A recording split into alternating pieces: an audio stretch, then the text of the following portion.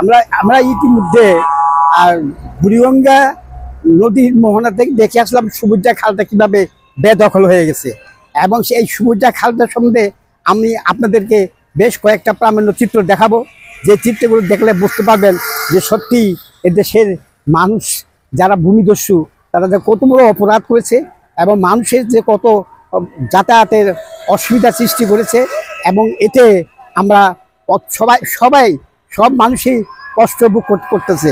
আমি এখন এখন আসছি আমরা কদমতলা ব্রিজের নিচে। এই কদমতলা ব্রিজের দুই পাশেই ছিল প্রচণ্ড জায়গা, এবং এই খালটা এত মূল্যবান ছিল, এখানে অনেক ভিড় ছিল। আমি বলতে বাধ্য হচ্ছি 60 দশকে এই কদমতলা আমি যেখানে দাঁড়িয়ে আছি তার নিচে একটা বড় একটা মাঠ ছিল। এই মাঠে আমরা দেখতে পেতাম যে তাঁতি সম্প্রদায়েরা শাড়ি কাপড় এখানে তারা তৈরি করতো, এবং আমরা যখন নৌকা দিয়ে আমরা ওই বিক্রমপুর থেকে যাতায়াত করতাম তখন ওই তাঁতি সম্প্রদায়েরা এই কাপড় বানাতো, আমরা সেগুলো সচক্ষে আমরা বিদ্যমান আমরা চোখে দেখেছি। এখন আমি আপনাদেরকে বলতে চাই যে বুড়িগঙ্গার থেকে যে শুরু হয়েছে যে সুবুজা খালটা, সেই খালটা সেখান থেকে যে একেবারে বন্দি করে দিয়েছে, আর বন্দি করার পরিপ্রেক্ষিতে সেটা তারা কীভাবে তখনকার লোকেরা সামাল দিল, আর তখনকার জনপ্রতিনিধিরা সেখানকার তাদেরকে সেই সুযোগ সুবিধা দিল, এটা আমার বোধকাম্য নয়। আমি সাংবাদিক হিসেবে বলতে চাই যে এই সেতু আমি যেখানে দাঁড়িয়ে আছি, এই সেতু আপনার দলেশ্বরী 1 দলেশ্বরী 2 এবং সেই পদ্মাতে পর্যন্ত গিয়া লাগা ছিল। আমার সামনে যে আছে সামনে যে খাল, এবং এখানে আম গাছ তলে দিয়ে কিনারা যাচ্ছে সেখানে খালটি অবস্থিত।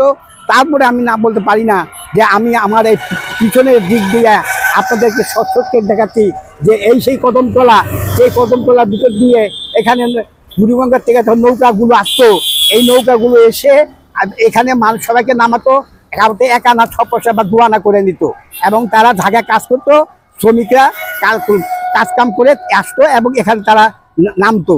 এবং এই খালটা এত বড় দীর্ঘস্থায়ী ছিল, এখানে নদীর মতন ঢেউ ছিল এই খালটার ভিতরে।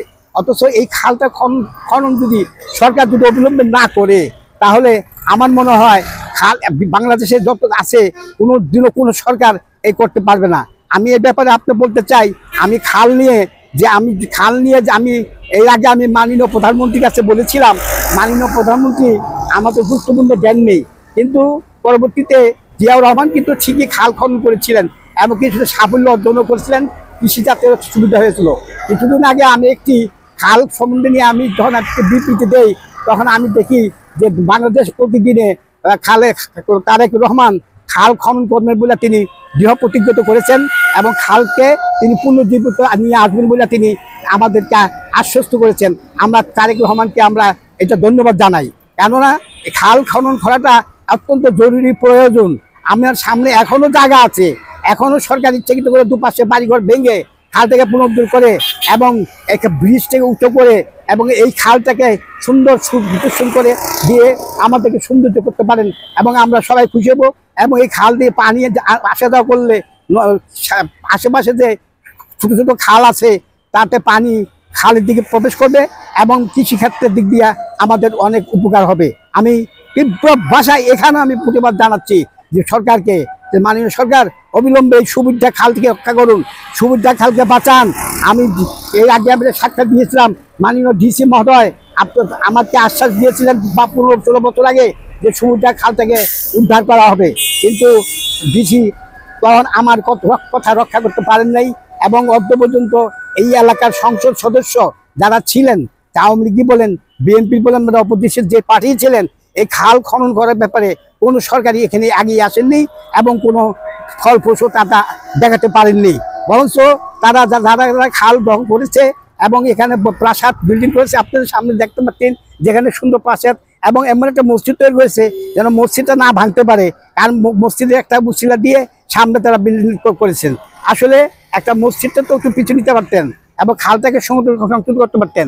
আমি দেখতে পাচ্ছি যে পুরো খালের যেখানে সেখানে আছে ওই সোজা সামনে দেখাচ্ছি, ওইখানে ছিল গোলাম বাজার, ওইখানে হাট বস্তু, বাজার বস্তু। আমরা এই খাল দিয়েই মানুষে ওই গোলাম বাজার থেকে নিত্য দ্রব্য জিনিসপত্র ক্রয় করতো। কিন্তু আমাদের মনে অত্যন্ত দুঃখ যে এই খালটা মানে দখল হয়ে গেছে এবং এটা পরিত্যক্ত অবস্থা আছে। এখানে পরিত্যক্ত অবস্থা আছে, এমন অবস্থা আছে এখানে মশা মাছি এবং ডেঙ্গু বিভিন্ন প্রাদুর্ভাব দেখা দেবে। আমি স্থানীয় সরকারকে আবারও জোরালো জানাবো, অবিলম্বে সুবিধা খাল থেকে উদ্ধার করুন, সুবিধা খালকে বাঁচান এবং দরেশ্বরী 1 দরেশ্বরী 2 নদীর দিকেও বাঁচান এবং বাঁচালে আমরা অত্যন্ত লাভজনক হব। রাস্তাঘাট করলেই হবে না, পাশাপাশি খাল নদী এগুলো খনন করা আমাদের অত্যন্ত প্রয়োজন। আমরা এইসব দেখি পরে আমরা চলে যাব সুবিধাতে, সুবিধার কি হাল আছে, সেই খালের কি অবস্থাটা সেটা আপনাদেরকে জনগণকে আপনাদেরকে আমরা সচক্ষে আমরা দেখাবো।